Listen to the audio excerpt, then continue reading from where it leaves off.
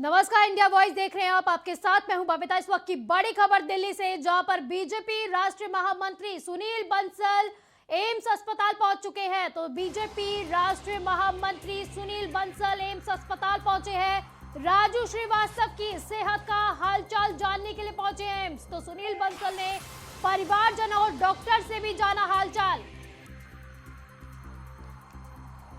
तो इससे पहले सीएम योगी आदित्यनाथ ने रेजिडेंस कमिश्नर को ये निर्देश जारी किए थे कि जो भी परिवार वालों की मुसीबतें हैं उसको दूर किया जाए और साथ ही साथ उनका हालचाल भी जाना जाए। तो बीजेपी राष्ट्रीय अध्यक्ष महामंत्री सुनील बंसल भी एम्स अस्पताल पहुंच चुके हैं। तो राजू श्रीवास्तव की सेहत का उन्होंने हालचाल जानने के लिए वो एम्स पहुंचे हैं। सुनील बंसल ने परिवारजनों और डॉक्टरों से हालचाल जाना।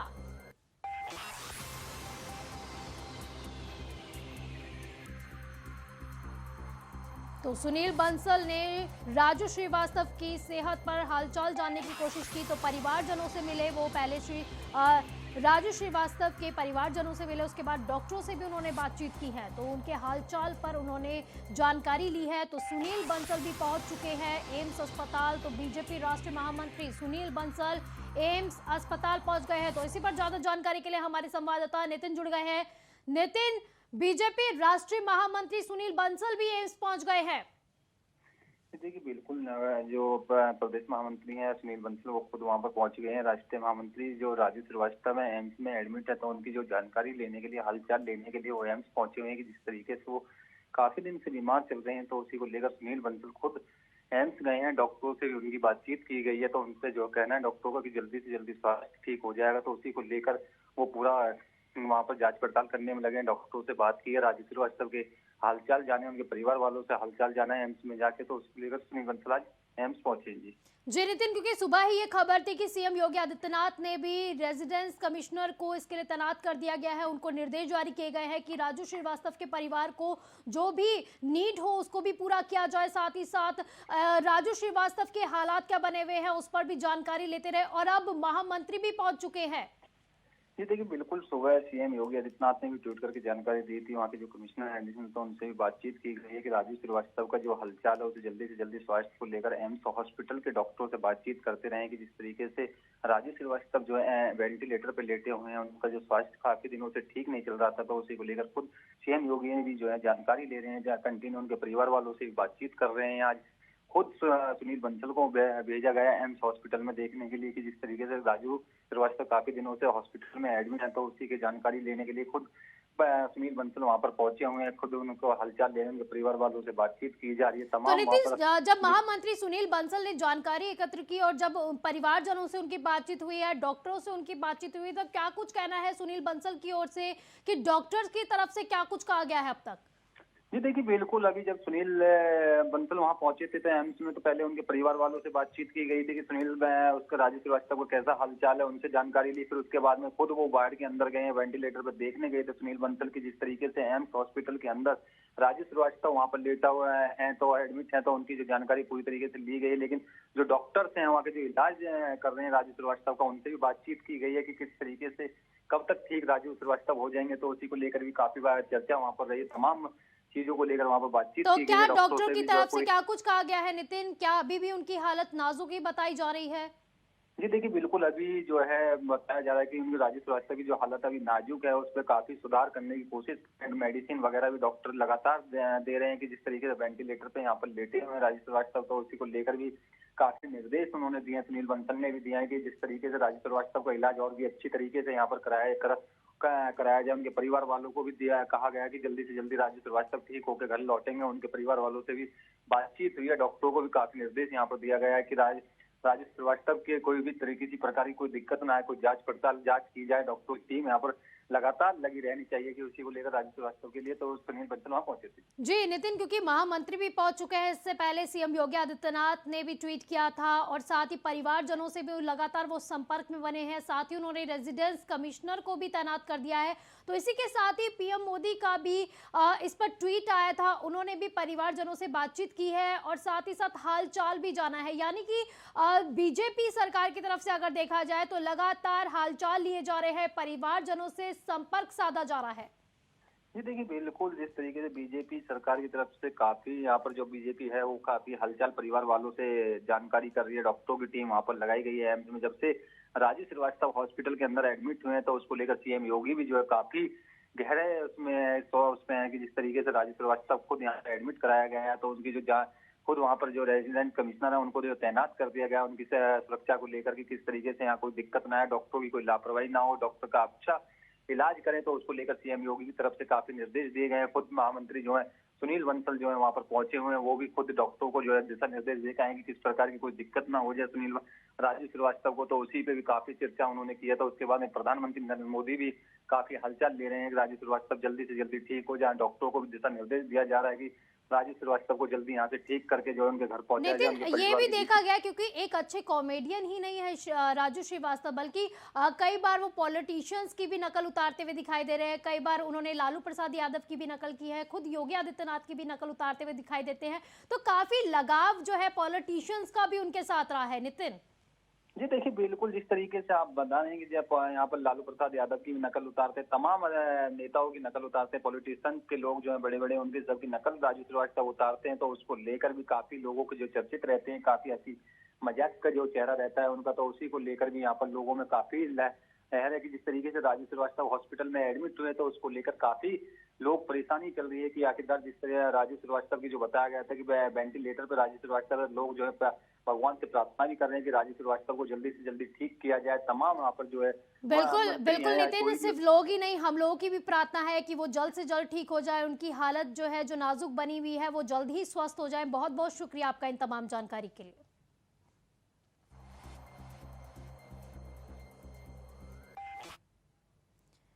वही आज़ादी के अमृत महोत्सव के तहत देश भर में हर घर तिरंगा अभियान चलाया जा रहा है, तो जिसे साकार किए जाने को लेकर उत्तराखंड में भी हर घर तिरंगा अभियान चलाया गया, तो जिसमें बीजेपी संगठन बढ़ चढ़कर हिस्सा ले रही है। तिरंगा अभियान से, हर घर तिरंगा अभियान से लोगों को जोड़े जाने को लेकर भी बीजेपी के प्रदेश अध्यक्ष महेंद्र भट्ट बीते दिन हल्द्वानी पहुंचे थे, जहां उन्होंने एक बड़ा बयान दिया था, जिसके बाद से अब राजनीतिक सियासत भी गर्मा गई है। सुनिए इस पर बीजेपी के नेताओं का क्या कुछ कहना है।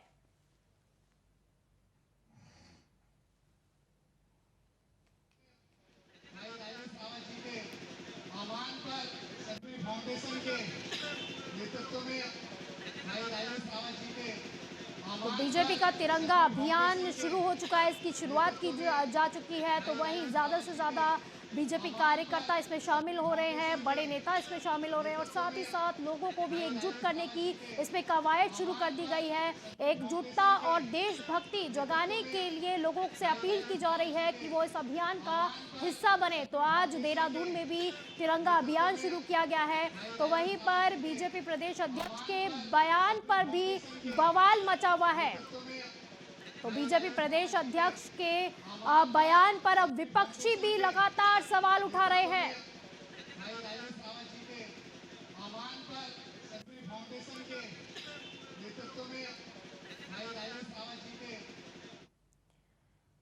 वही रायबरेली डीह थाना क्षेत्र में बिना प्रशासन से परमिशन लिए अराजक तत्वों ने परमिशन के लिए भीमराव अंबेडकर की मूर्ति को रात के अंधेरे में एक चबूतरे पर स्थापित कर दिया, जिसके बाद आसपास के लोगों को जानकारी हुई तो इलाके में अफरा तफरी का माहौल हो गया और लोगों ने बिना परमिशन के मूर्ति स्थापित करने का विरोध भी किया है और पुलिस को इसकी सूचना दे दी है, जिसके बाद पुलिस भी मौके पर पहुंच गई और स्थापित मूर्ति को हटवाया गया है।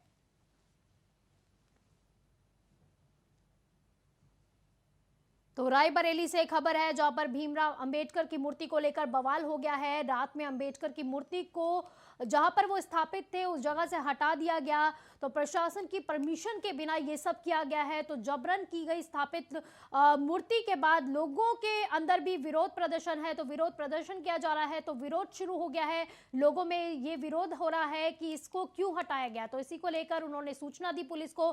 पुलिस भी मौके पर पहुंच गई है।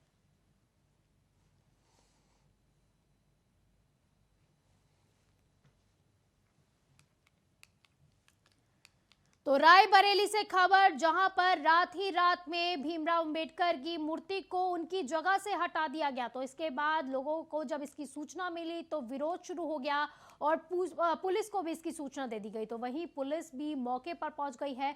तो अराजक तत्वों ने बिना परमिशन लिए भीमराव अंबेडकर की मूर्ति को रात के अंधेरे में एक चबूतरे पर स्थापित कर दिया था, ऐसा आरोप लगाया जा रहा है। जिसके बाद आसपास के लोगों को जब जानकारी हुई तो इलाके में अफरा तफरी का माहौल हो गया और लोगों ने बिना परमिशन के मूर्ति स्थापित करने का विरोध शुरू कर दिया। और पुलिस को जब इसकी सूचना मिली तो पुलिस भी मौके पर पहुंच गई है और स्थापित मूर्ति को हटवाया गया है।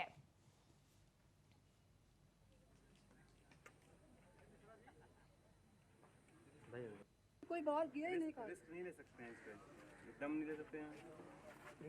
तो वहीं लोगों का कहना है कि माहौल खराब करने की कोशिशें की जा रही है। कुछ अराजक तत्वों ने जानबूझकर ऐसा किया है।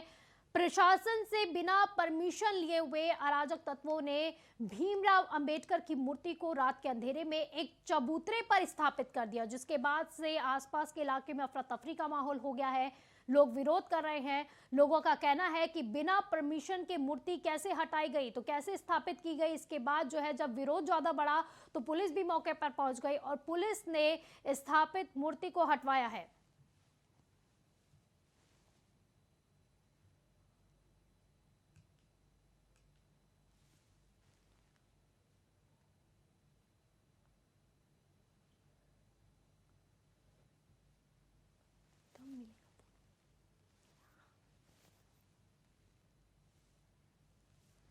तो रायबरेली से खबर, अंबेडकर की मूर्ति को लेकर बवाल हो गया है।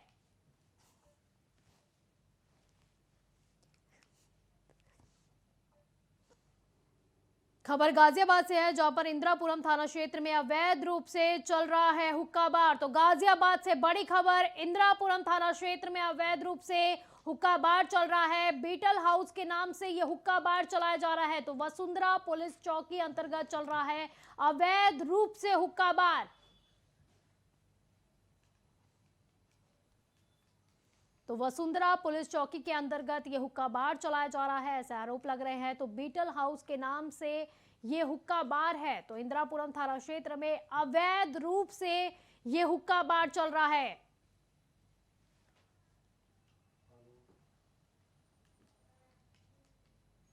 तो गाजियाबाद के इंदिरापुरम से ये तस्वीरें सामने आ रही है, ये वीडियो सामने आया है जहां पर अवैध रूप से हुक्का बार चलाया जा रहा है। ये वीडियो बीटल हाउस का बताया जा रहा है। तो बीटल हाउस के नाम से ये हुक्का बार चलाया जा रहा है।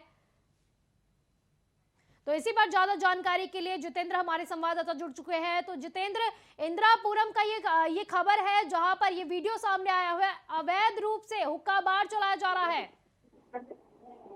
देखिए, अवैध रूप से इस हुक्का बार को संचालित किया जा रहा है। इंदिरापुरम थाना क्षेत्र के वसुंधरा इलाके में बीटल नाम से ये हुक्का बार चल रहा है और जो नवयुवा हैं उनको नशे का आदी बनाने के लिए ये हुक्का बार चलाया गया है। यहाँ पर नवयुवा आते हैं और हुक्के का आनंद लेते हैं। हुक्का जिसमें नशे का सामान भरा जाता है। कुल मिलाकर नशे का पूरा काला कारोबार फल फूल रहा है इंदिरापुरम थाने की ठीक जड़ में। अब ऐसे में पुलिस किस तरीके से कार्रवाई करे वो एक बड़ा सवाल है, क्योंकि पुलिस जाहिर तौर पर वहां पेट्रोलिंग करती है और उसके संज्ञान में है कि बीटल हुक्का बार यहाँ पर है, क्योंकि हुक्का बार अवैध माना जाता है, जिसमें हुक्का आमतौर पर बेचा जाता है और हुक्के का आनंद लेने के लिए नवयुवक पहुंचते हैं जिनमें नशा मिलाया जाता है। कुल मिलाकर तो जितेंद्र, कब से ये बीटल हाउस में ये हुक्का बार चलाया जा रहा है? कितना समय हो गया है जब से ये हुक्का बार चल रहा है? देखिए, काफी समय से हुक्का बार संचालित है यहाँ पर इंदिरापुरम के वसुंधरा इलाके में और इसकी शिकायतें लगातार स्थानीय लोग भी करते हैं। और अब जब इसकी वीडियो लगातार वायरल हो रही हैं और इसमें साफ तौर पर देखा जा सकता है किस तरीके से युवा यहाँ पर हुक्के का आनंद ले रहे हैं। इस हुक्के के अंदर नशे का सामान मिलाया जाता है और कुल मिलाकर जिस तरीके से नवयुवक को बिल्कुल बिगाड़ा जाता है यहाँ पर, कुल मिलाकर जिस तरीके से नशे का आदी बनाया जाता है, जाहिर तौर पर इस पर पुलिस को संज्ञान लेना होगा, पुलिस को कार्रवाई करनी होगी। जबकि तो जितेंद्र, पुलिस को अभी तक पता नहीं चला, क्योंकि कब से ये हुक्का बार चलाया जा रहा है। पुलिस की संज्ञान में तो ये चीजें आई होंगी, क्योंकि अगर हुक्का बार खुलता है या कोई भी बार खुलता है तो पुलिस वगैरह को इसका संज्ञान होता है। देखिए, ये कहना गलत नहीं होगा कि पुलिस को पता नहीं है, ये कहना गलत नहीं होगा, पुलिस को पूरी तरीके से पता है। हालांकि पुलिस से यूं कहा जाता है कि स्थानीय लोगों के द्वारा ये भी कहा गया कि एक तयशुदा रकम दी जाती है और उसके तहत ही इस हुक्का बार को संचालित करवाया जाता है। इससे पहले भी यहाँ पर कई हुक्का बारों पर पुलिस प्रशासन के द्वारा कार्रवाई की गई है, लेकिन फिर भी ये हुक्का बार यूं ही संचालित रहते हैं, यूं ही चलते रहते हैं और नवयुवकों को बिगाड़ने के लिए लगातार यहाँ पर नशा परोसा जाता है। कुल मिलाकर यहाँ पर कार्रवाई होनी लाजमी है। अब देखने वाली बात ये होगी कि जिस तरीके से इंडिया वॉइस ने प्राथमिकता से इस खबर को चलाया है, देखने वाली बात ये होगी कि इसका असर कितना होता है। बहुत बहुत शुक्रिया आपका इन तमाम जानकारी के लिए जितेंद्र। एक छोटा सा ब्रेक के बाद जल्द हाजिर होंगे। ब्रेक के बाद एक बार फिर से स्वागत है आपका। बढ़ते हैं अगली खबर की ओर, जो ललितपुर से आ रही है, जहां पर ललितपुर में दबंग का तमंचा लेकर गांव के ही प्रधान से लड़ने का वीडियो सोशल मीडिया पर खूब वायरल हो रहा है।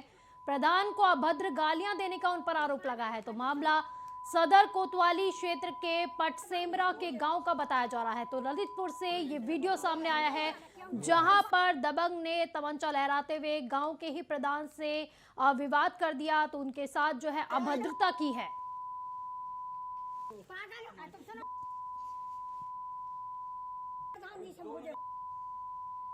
तो प्रधान से लड़ने का ये वीडियो सोशल मीडिया पर भी खूब वायरल हो रहा है। तो प्रधान को अभद्र गालियां देने का शख्स पर आरोप लगाया गया है।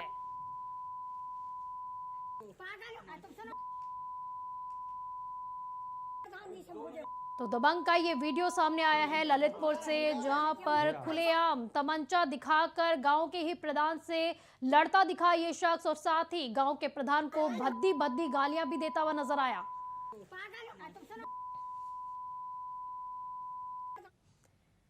तो वहीं भाई बहन के पवित्र त्योहार रक्षाबंधन के अवसर पर सिद्धार्थनगर जिला कारागार पर भारी भीड़ दिखाई दी। तो हाथों में राखी और मिठाई का डिब्बा लिए बहनें जेल के बाहर अपनी बारी का घंटों इंतजार करती हुई नजर आई। तो जेल के अंदर जाने की औपचारिकताओं को पूरा कर बहनों ने जेल परिसर में जाकर अपने भाइयों की कलाई पर राखी बांधी। तो इस बीच सरकार के निर्देश पर जिला कारागार में भी काफी अच्छे से इंतजामात किए गए। तो जेल परिसर में एक जगह को निर्धारित कर राखी बांधने के व्यापक इंतजाम भी किए गए थे।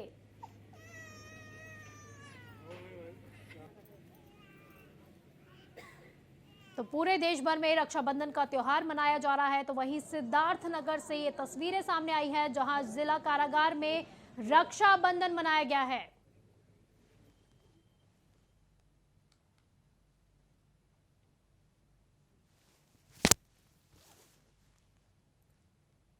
तो वहीं आजादी के 75वें अमृत महोत्सव पर प्रदेश के गृह विभाग ने 12 अगस्त को सभी पुलिस अधीक्षकों को जनता के नाम संदेश देने के लिए निर्देशित किया था, जिसके तहत कन्नौज एसपी कन्नौज कुंवर अनुपम सिंह ने पब्लिक एड्रेस सिस्टम के जरिए आमजन तक अपना संदेश पहुंचाया और कहा कि सभी लोग त्योहार शांतिपूर्वक मनाएं और एकता का भी संदेश दें। तो वहीं उन्होंने सभी को ट्रैफिक नियमों का पालन करके हादसों से बचने के टिप्स भी दिए।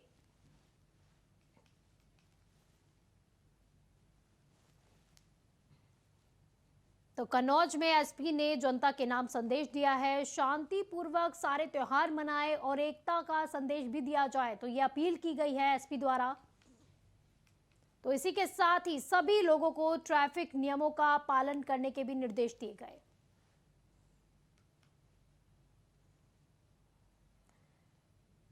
तो वहीं रानीखेत में सशस्त्र सीमा बल के जवानों ने अमृत महोत्सव के चलते तिरंगा रैली के तहत 10 स्कूलों के छात्रों के लिए दौड़ प्रतियोगिता का आयोजन किया। तो कारगिल चौराहे पर इस दौड़ को विधायक प्रमोद नैनवाल ने हरी झंडी दिखाकर रवाना किया। इस दौड़ का समापन एसएसबी सीमांत मुख्यालय पर किया गया।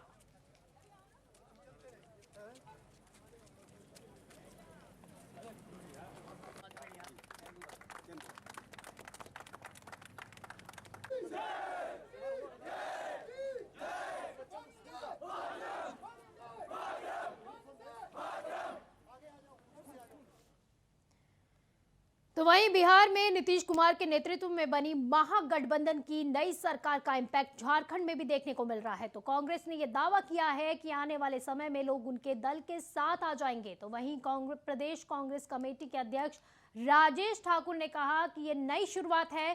साथ ही झारखंड मुक्ति मोर्चा ने कहा कि गैर बीजेपी शासित राज्य में खरीद फिरोख्त की बात पूरी तरह से साफ दिखाई देती है।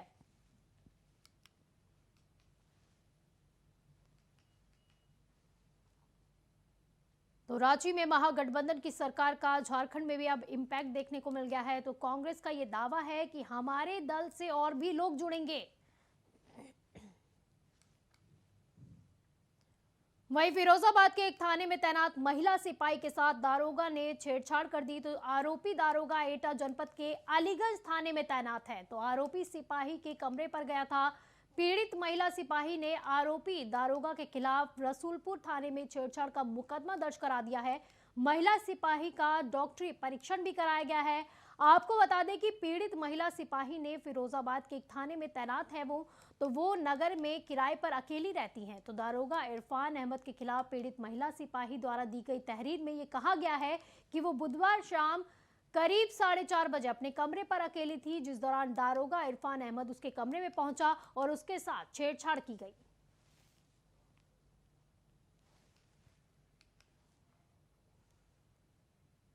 इस बुलेटिन में फिलहाल के लिए बस इतना ही। आप देखते रहिए इंडिया वॉइस। नमस्कार।